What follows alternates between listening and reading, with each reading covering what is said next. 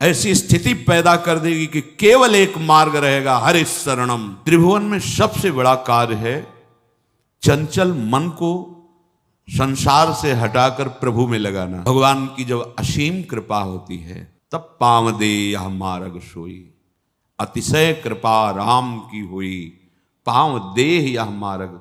इस मार्ग में कदम वही रख सकता है जिसके ऊपर अतिशय कृपा हुई है। त्रिभुवन में सबसे बड़ा कार्य है चंचल मन को संसार से हटाकर प्रभु में लगाना। आप फावड़ा चला सकते हैं, बाहरी दिन भर मेहनत कर सकते हैं, आपको कोई परेशानी नहीं होगी, ये भी हो सकता है। लेकिन आप 5 मिनट बैठ करके मन को रोक कर प्रभु में लगाएं, इससे बड़ा कोई कार्य नहीं है। और वो कार्य इस मार्ग का पथिक आजीवन करता है, जिसे आप समझते हैं कि कामचोर हैं, ये कर्तव्य से विमुख पुरुष जन बाबा जी बन जाते हैं, ऐसा नहीं। परम कर्तव्य अनेक जन्मों से भूलते चले आए, इस जन्म में मुझे भगवान ने सावधान कर दिया, मुझे संतों का संग दिया, उससे विवेक के द्वारा हमारी समझ में आया कि संसार की सेवा रूप कर्तव्य कर्म करते हुए मन को निरंतर प्रभु में लगाना ये जीवन का कर्तव्य है, यही परम धर्म है, यही परम लाभ है। तो देखो, आप चाहे जितने बहादुर हो, चाहे जितने बलवान हो, रोक के दिखाओ मन को रोक के दिखाओ तो तुम्हें बलवान समझें। जहां चाहता है रौंद देता है तुम्हें, चाहे जितना तुम शरीर से बलवान हो, तुम्हें घुटने टेकवा देगा। काम क्रोध लोभ मोह मद मत्सर, और साधक इनसे जीतता है, वही साधु। काम क्रोध मद मान न मोहा, लोभ न क्षोभ राग नहीं द्रोहा, जिनके कपट दंभ नहीं माया, तिनके हृदय बसहु रघुराया। काम क्रोध आदि पर विजय प्राप्त करने वाला महाबली भगवत भक्त होता है। ये काम चोर नहीं होते हैं, ये काम विजयी होते हैं।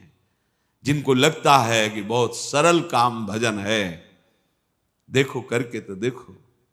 एक बार आद्य गुरु भगवान शंकराचार्य जी परम पावन भागीरथी के तट पर विहरण कर रहे थे। स्वाभाविक ऐसे ही देखा 2 मछुआरे बंसी लगाए हुए मछली पकड़ने के लिए एकदम एकाग्र बैठे हुए हैं। उनकी एकाग्रता, उनकी तन्मयता देख करके, प्रयास देख करके कहा, भाई ये आप जो चेष्टा करते हैं, कितनी मछलियां पकड़ लेते हैं, कितने रुपए मिलते हैं रोज तुम्हें? क्या? अरे महाराज, पूरे दिन लगे रहते हैं, तब कहीं कुछ भोजन अपने परिवार का और अपना चला पाते हैं, जो मिलती है मछली उनको बेच लेते हैं। तो भाई तुमको इसमें पक्का भी नहीं है कि मिल जाए? बोले हाँ ये भी बात है।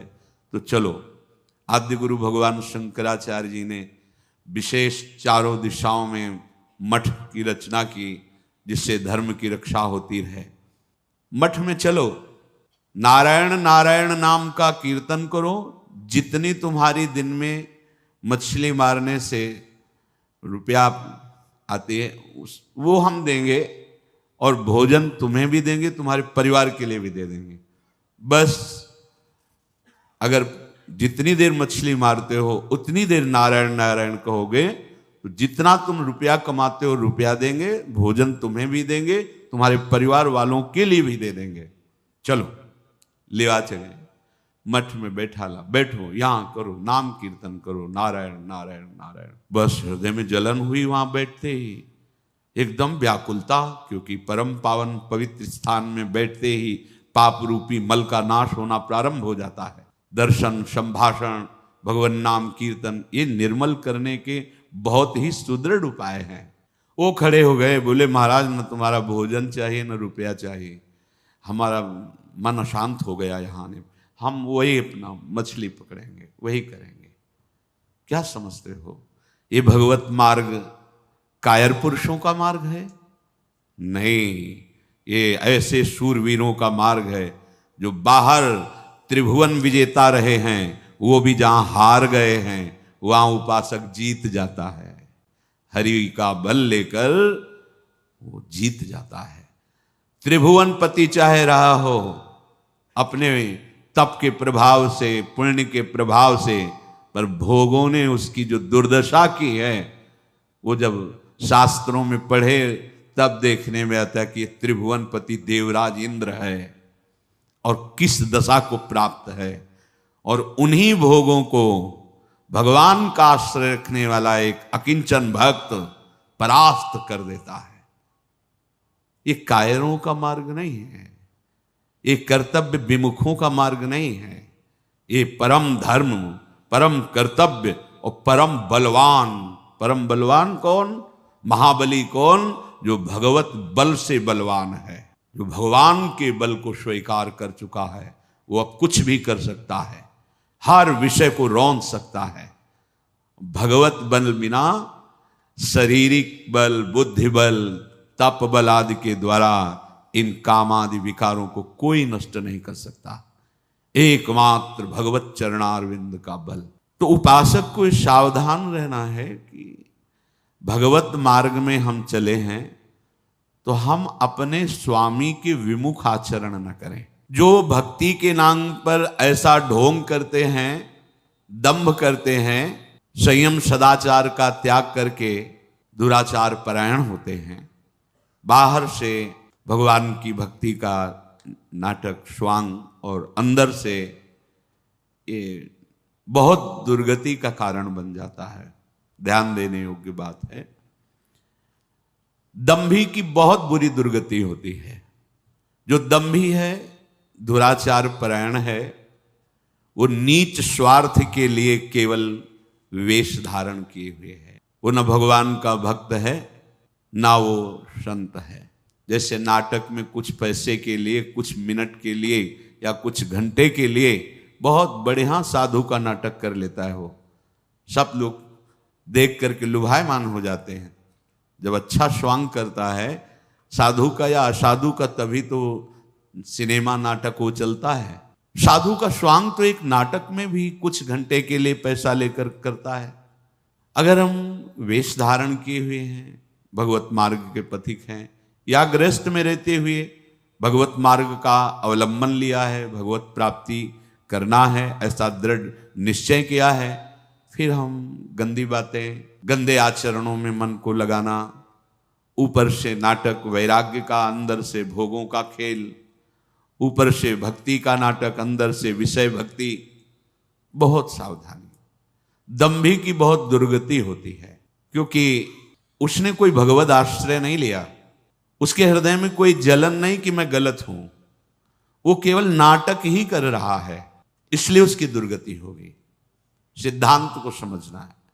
जो दुराचारी दंभी है वो अपने मात्र स्वार्थ के लिए नीच वृत्ति वाला, वो ऐसी भारी गलती करता है। भारी गलती, पवित्र वेश को धारण करके अपवित्र आचरण करता है। यहां हम उनकी चर्चा नहीं कर रहे, हम तो उन महाभाग्यवान उपासकों की चर्चा करते हैं जो सर्वथा अपने आप को भगवान के अधीन करने के लिए उत्साहित हो चुके हैं। भाव क्या है? अभी वो निर्विकार नहीं हुए, लेकिन उत्साहित हो चुके हैं कि अब अपना जीवन मैं प्रभु के चरणों में समर्पित करूंगा। अब अपने जीवन का पूरा भार प्रभु के चरणों में। उसके हृदय में एक घबराहट पैदा हो जाती है कि बड़ी कृपा से मार्ग मिला है, कहीं छूट ना जाए। यद्यपि अभी वो निर्विकार नहीं हुआ है, पर एक कृपा पैदा हो गई। क्या? घबराहट और जलन।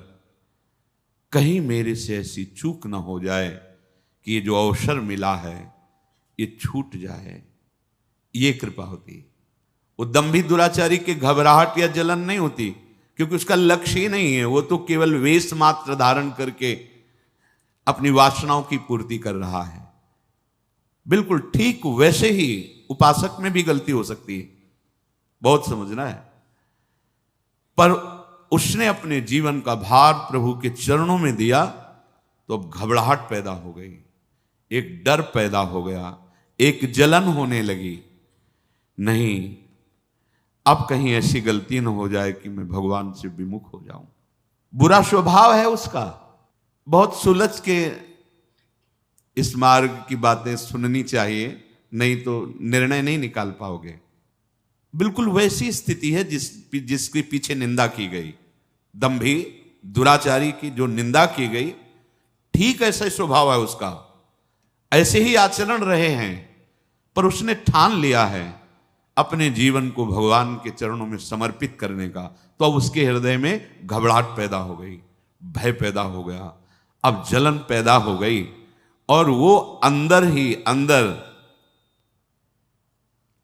अपने आप को जो भगवान के चरणों में समर्पित करना चाहता है, उसको ये मांग हो जाती, कोई एक ऐसा मिले जो हमारे पे शासन कर सके, हमारे दुष्ट मन को शासन में कर, कोई एक ऐसा मिले जो हाथ पकड़ ले और कह दे तुम निर्भय हो जाओ, हम देख लेंगे।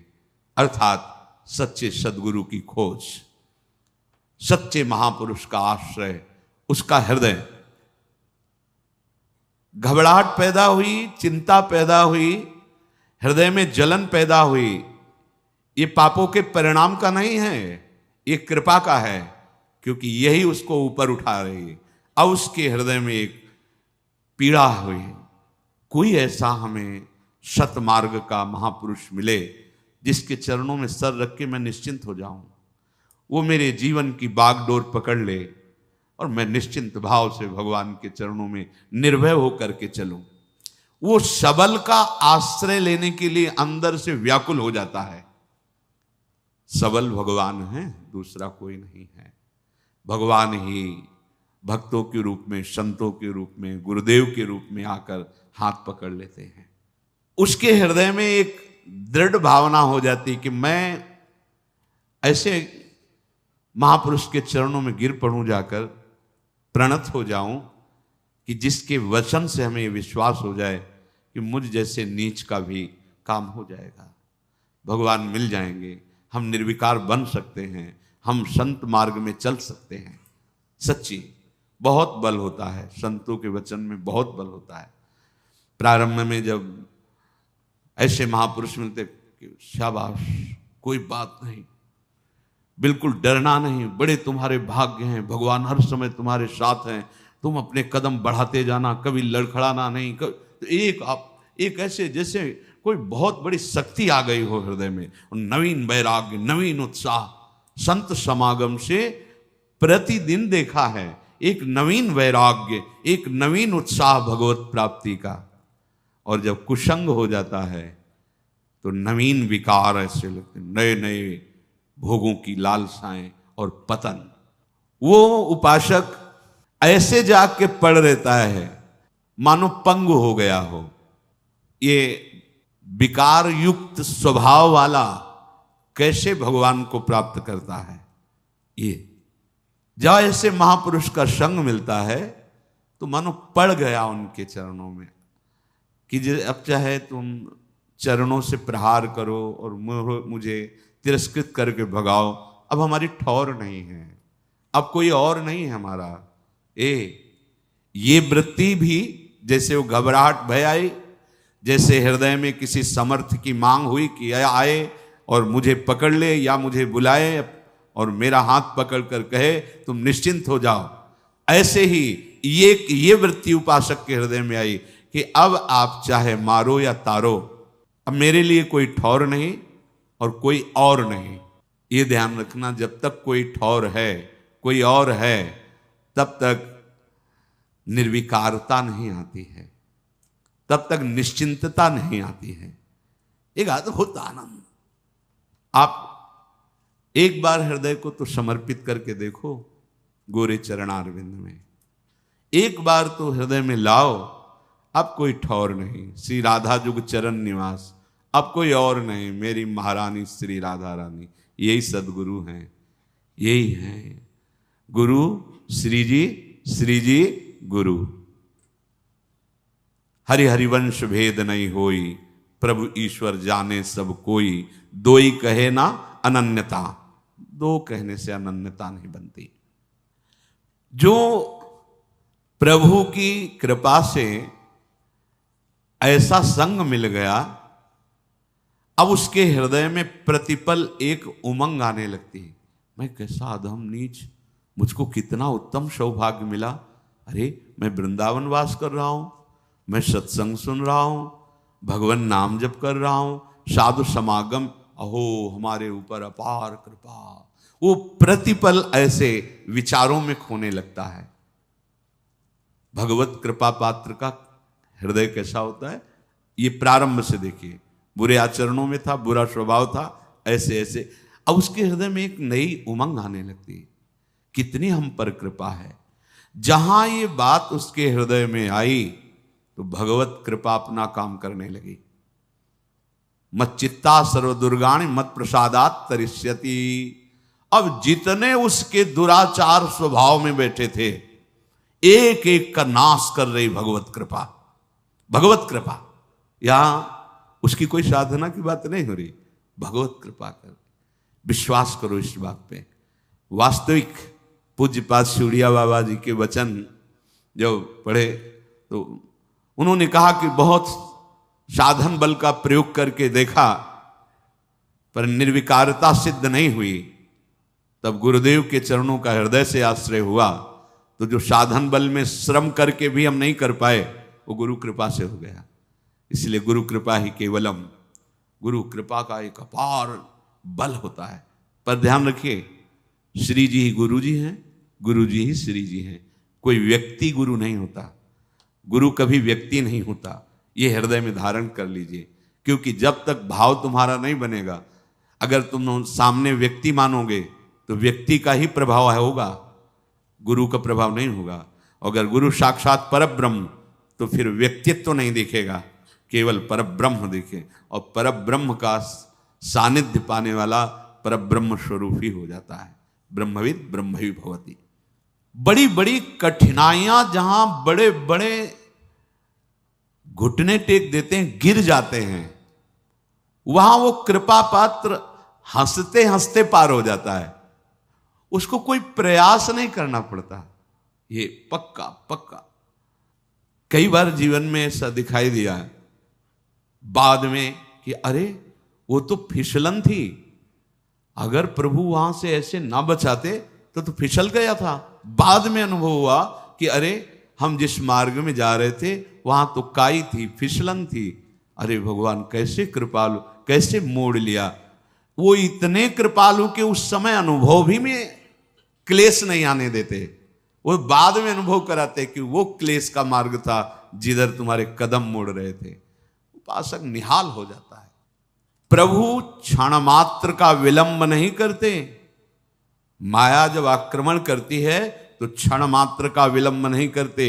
भगवान समस्त संकल्पों की सिद्धावस्था है। साधक के हृदय में गलत संकल्प बना कि उनकी कृपा शक्ति आकर के घेर लेती है, कहीं उसका अमंगल नहीं होने देती। ये बिल्कुल अक्षरशः सत्य समझो। जो इस मार्ग में चल रहे हैं वो खुद अनुभव करें हृदय में।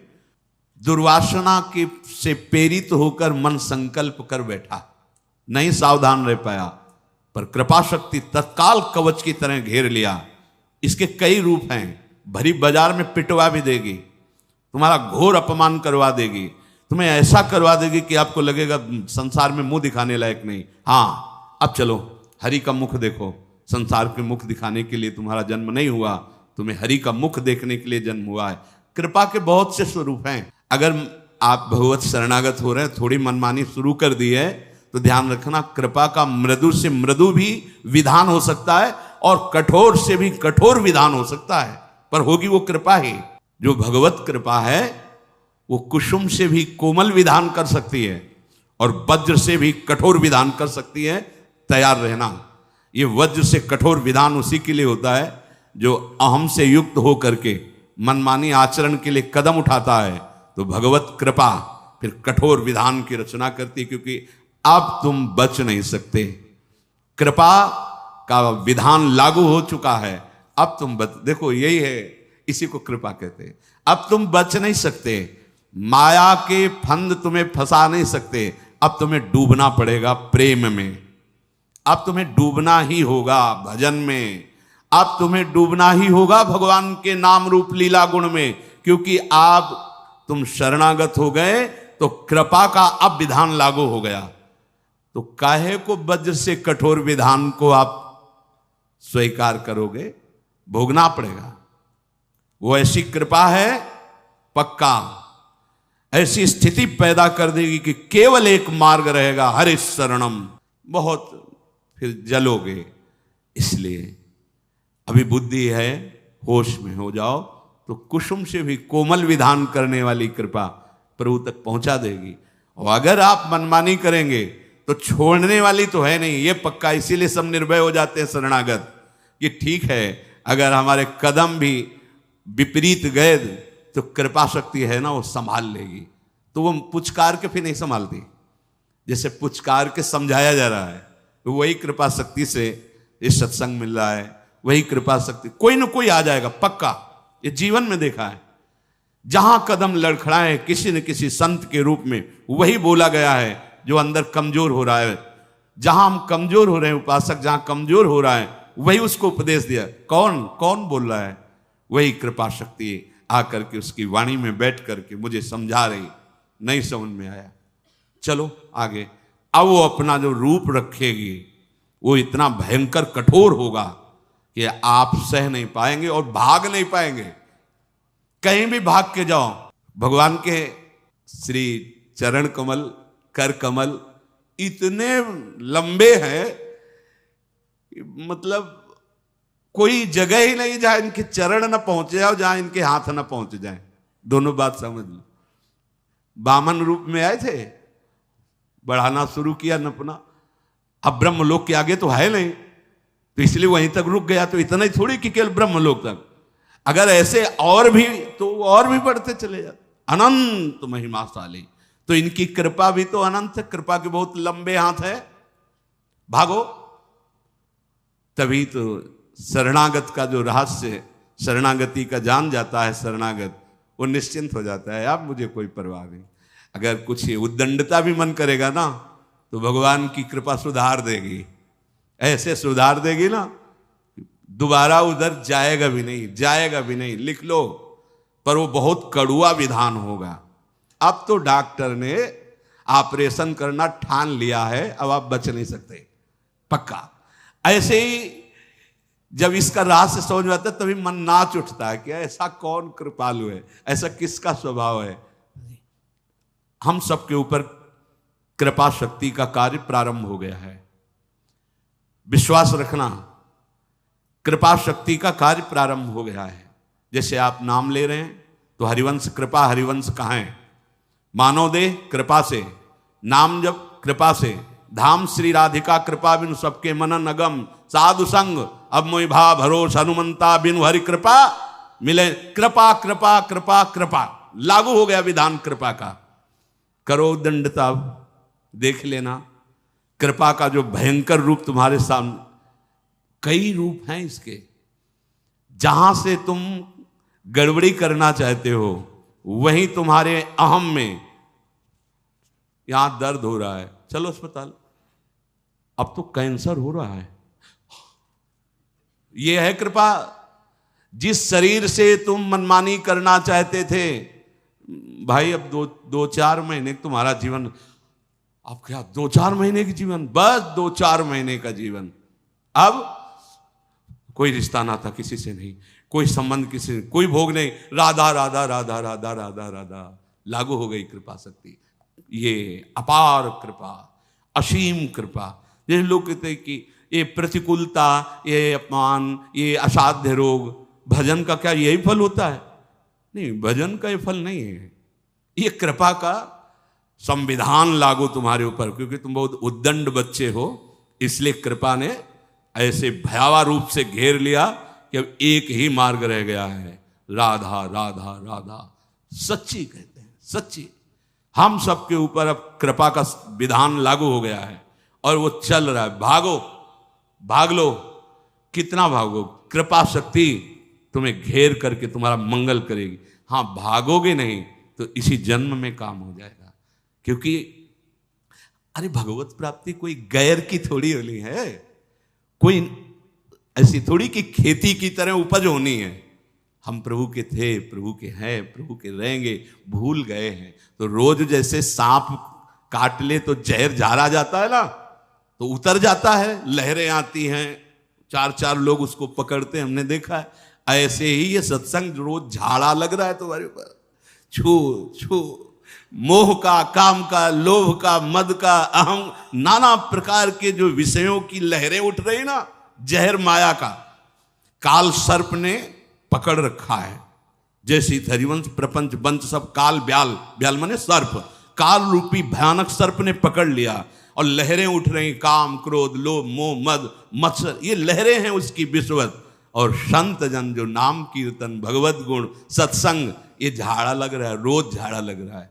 अब हमारा ये विष उतर जाएगा, इसमें कोई संशय, बिल्कुल कोई संशय नहीं। तो बोले अभी तो हम आज से प्रारंभ किया है, इतनी भगवत प्राप्ति के लिए काफी है। अगर आज आपने सत्संग सुना और आज आपने मन में निश्चय किया श्यामा श्याम हमारे, और आज शरीर छूट गया, तो आज ही श्री जी के पास पहुंच जाओगे।